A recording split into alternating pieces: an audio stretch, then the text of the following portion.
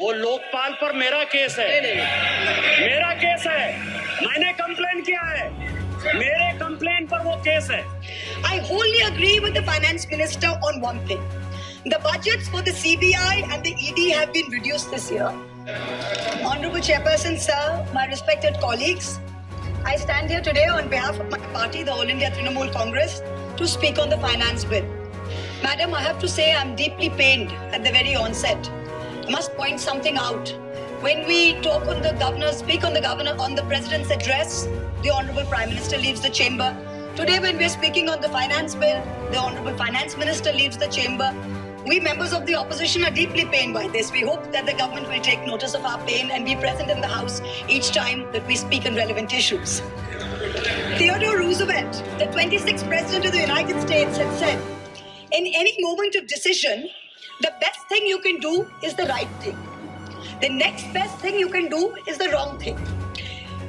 And the worst thing you can do is nothing.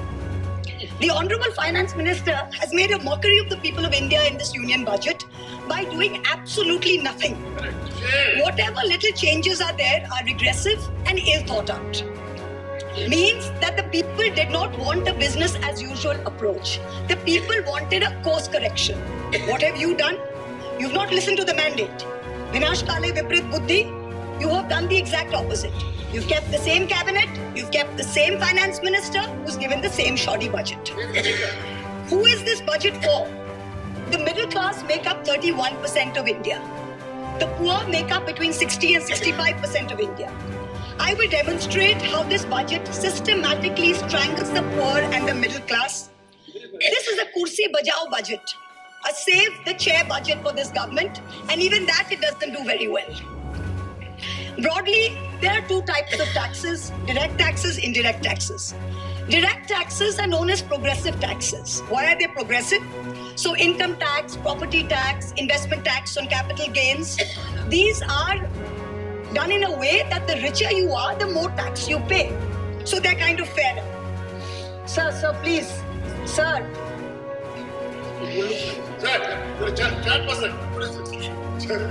Indirect taxes are regressive because everyone from the richest billionaire to the poorest laborer is paying the exact same tax. So GST, duties on petrol, duties on diesel are all indirect taxes. When we strive for a fair and equitable economy, we must have the balance of direct taxes and indirect taxes right. The US and the Europe broadly collect about 60% through direct taxes and 40% through indirect taxes. Some Scandinavian states with welfare model collect 70% through direct taxes, 30% from indirect taxes. In India, it is the exact opposite.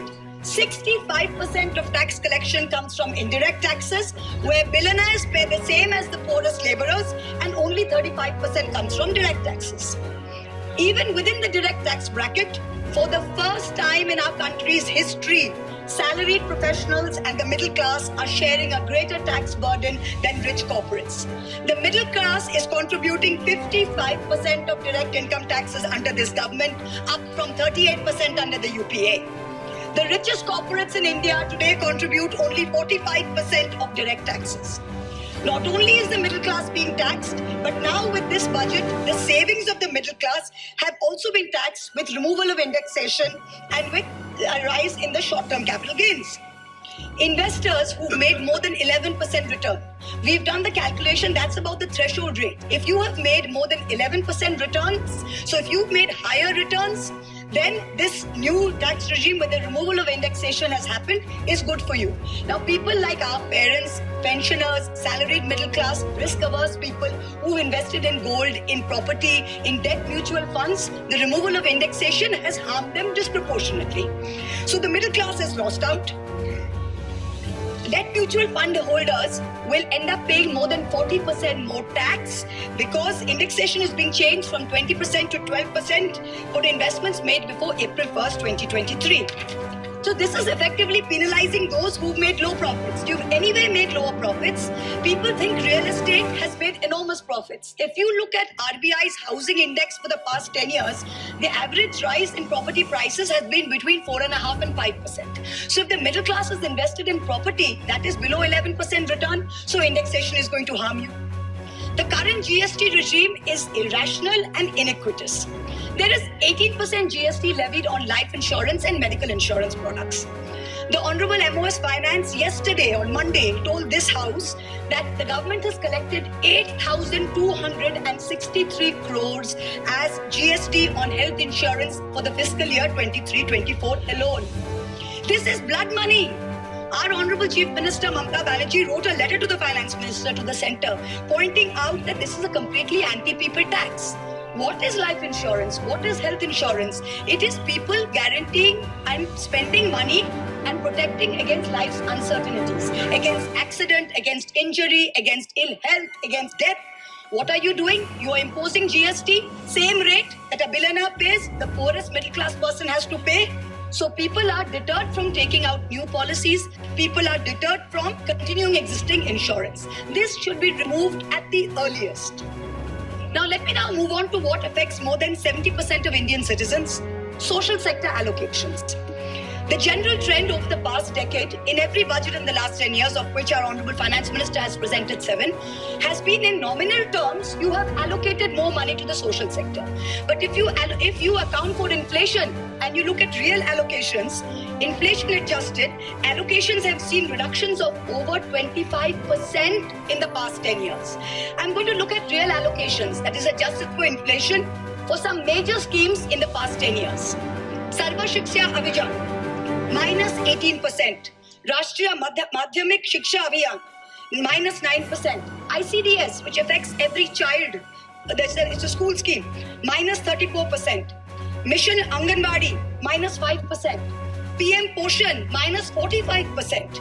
PMGSY, those of us who have rural areas, the Pradhan Mantri Gram Sadak Yojana scheme, minus 47% reduction in real terms.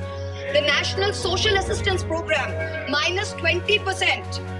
The combined expenditure on 5 social schemes, the top 5 social schemes as a percentage of GST, of GDP, has declined from a peak of 0.93%. So almost 1% of GDP in 2009-10. Do you know where it is today in 23-24? It is 0.36%. It is only a third of what it was in 9-10. The Manrega budget during COVID, when the centre was telling all the states, please give employment to the labourers, they are going back. The Manrega budget into 2021 was 0.6% of GDP. Do you know what it is today? 0.26%. Specific budget figures for 24-25 are shameful. Specific figures, let's look at the specific figures. The allocation for Samarth, which is maternity entitlement and the creche scheme, has been reduced by 70 crores compared to budget estimates of last year. The budget for the National Social Assistance Program, for again those of us with rural areas, you know how important this is. This is what gives social security pensions to the elderly, to single women, to disabled. This is unchanged from last year at 9652 crores. 9,600 crores, same as last year, no adjustment for inflation. The central contribution to social security pensions has been unchanged since 2014. It was 200 rupees in 2014. It is still 200 rupees per person today. The price of the cutlets in the parliamentary canteen in the last 10 years have been adjusted for inflation with the government's approval. The price of the cutlets in the parliamentary canteen have more than doubled. But when it comes to giving social security for the poorest of the poor, it is still 200 rupees in the last 10 years, no change. This budget's allocation, there is no room for higher salaries for Anganwadi workers. Their salaries have been unchanged since 2018.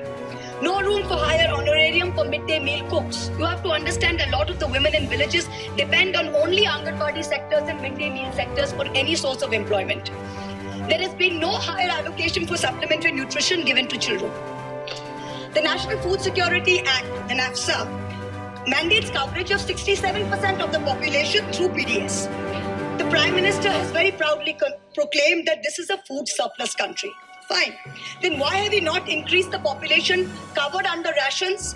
Since 2011, you have not had a census. Since you have not had a census, you have not increased the number of people being covered under rations. Also, one very important question.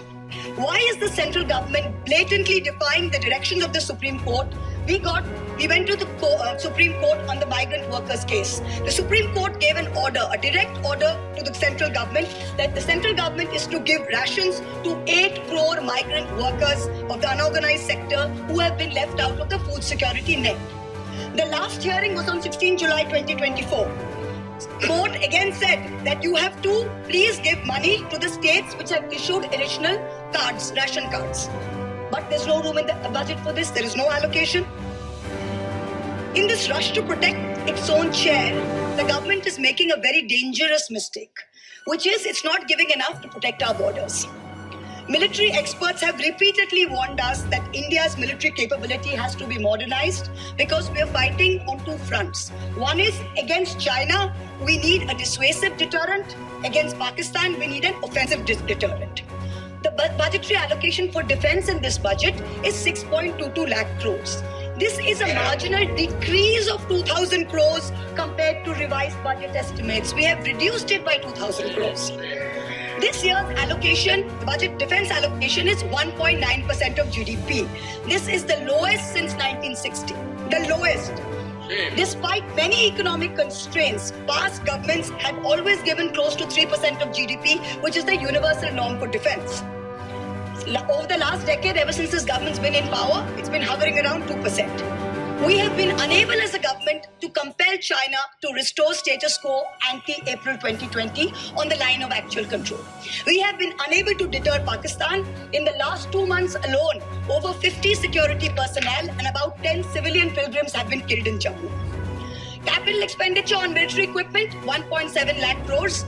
On paper, this shows that it's almost a 10% increase. What we haven't taken into consideration is this increase was largely due to Russia's inability to supply contracted weapons to us because of the Ukraine war. If we take into account inflation and we take into account the rising dollar rate, we're almost flat. The gap between projections made by the armed forces and between actual allocation is 17 to 23%. That's the gap. कुर्सी बचाने में आप मस्त है, देश को भी देखिए. We need close to 3%, 2.5 to 3% of GDP to defense. This is something that the country needs to look at. The Honorable Finance Minister started off her speech by talking about the focus on Annadata or farmers and how much this government has done for farmers. The Economic Survey of 24 says 42.3% of Indians depend on agriculture. That's 600 million people, that's 60 crore people. If I looked at the Economic Survey 22nd July very carefully. What did the headline say? The headline says agricultural sector has registered an annual average growth rate of 4.18% in the last 5 years. But then I needed to read, and in the fine print was written that last year was only 1.4%. So 4.18 over last 5 years is anyway, when you compare it to inflation, is nothing. But when you compare last year's growth of only 1.4%, what is it saying for 60 crore of our people who depend on farming? Productivity and resilience in agriculture was one of the first themes, priority number 1, according to the Finance Minister's budget. She had made 9 priorities. This was priority 1.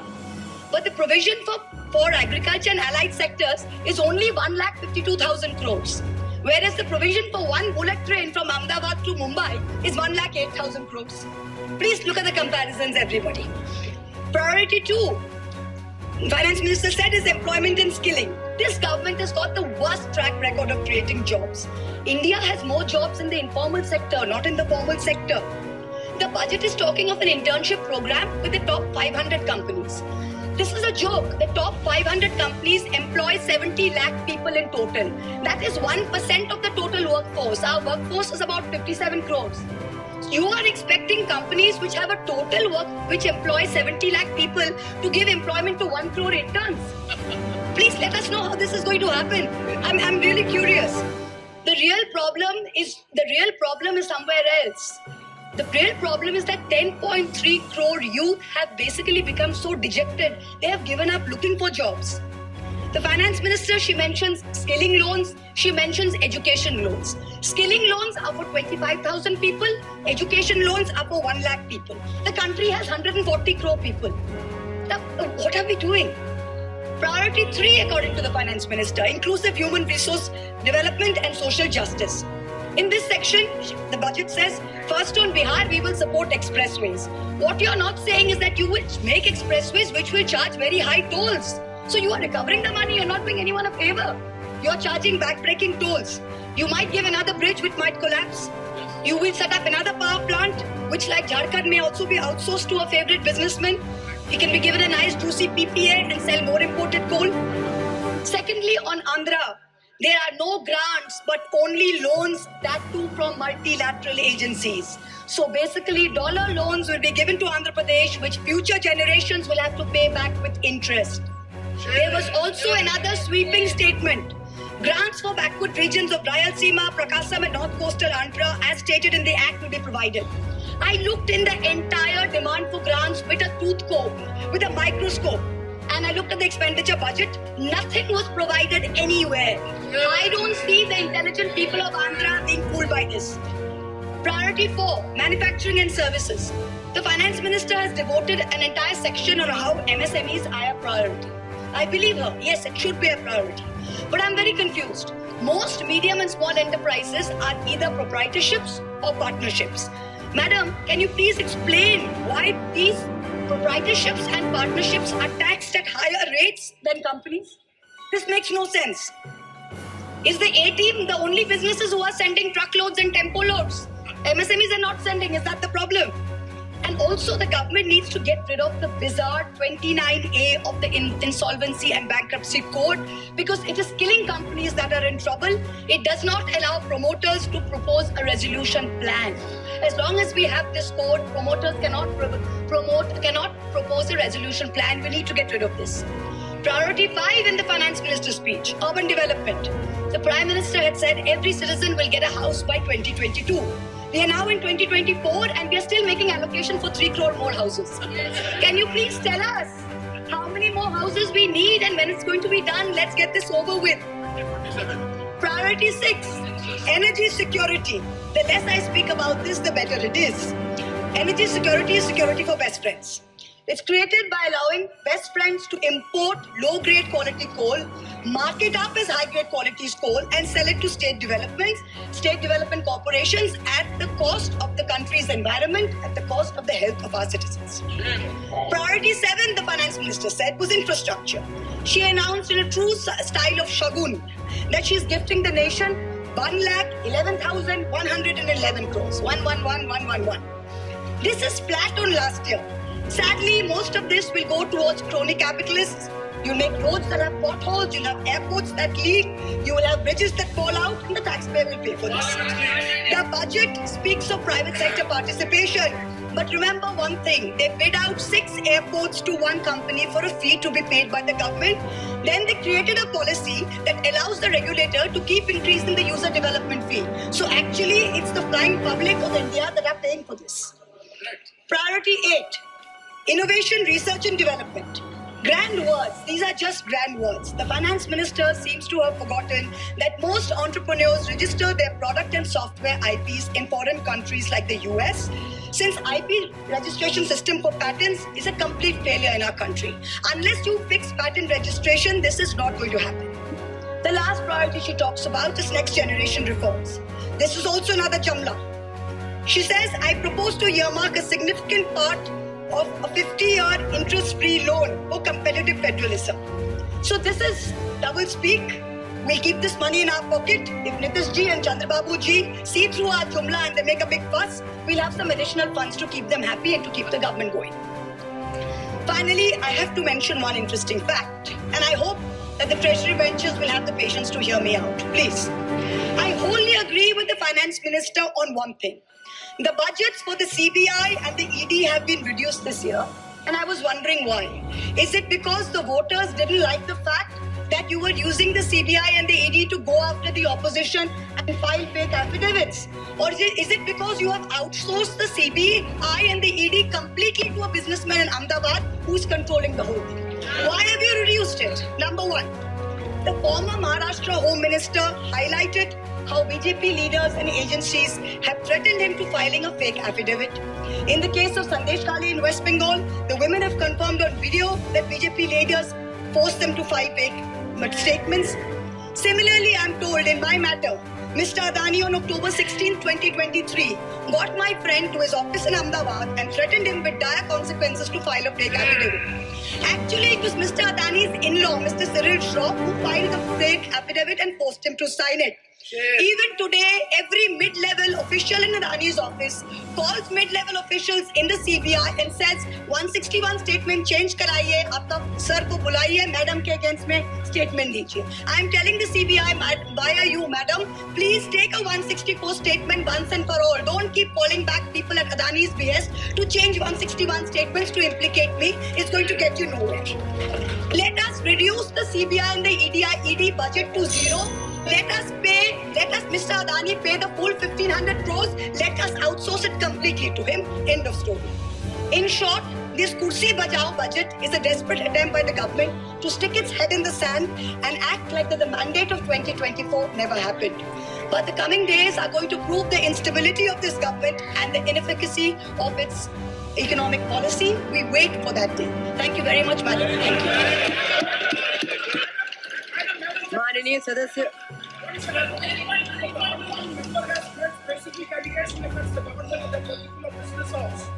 She has been tortured like anything.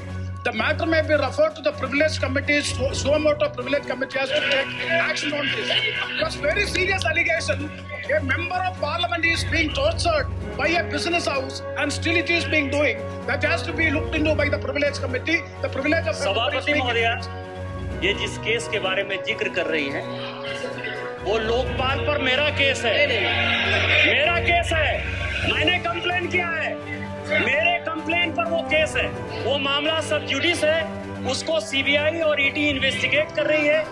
और इसीलिए इस सदन में no क्या, ये मेरा case है. लोकपाल पर मैंने जो है कंप्लेन किया हुआ है और ये केस मेरे ऊपर है. इसीलिए मैं यहाँ बैठा हुआ हूँ. ये कुछ भी हो रहा है तो दरअसल हीरानंदानी को यदि हिम्मत है जिसके बारे में ये बात कर रहे हैं, उसको हिंदुस्तान में आके सीबीआई उसको बुला रही है, वो आ क्यों नहीं रहा है? माननीय सदस्य श्री अरुण नेहरू जी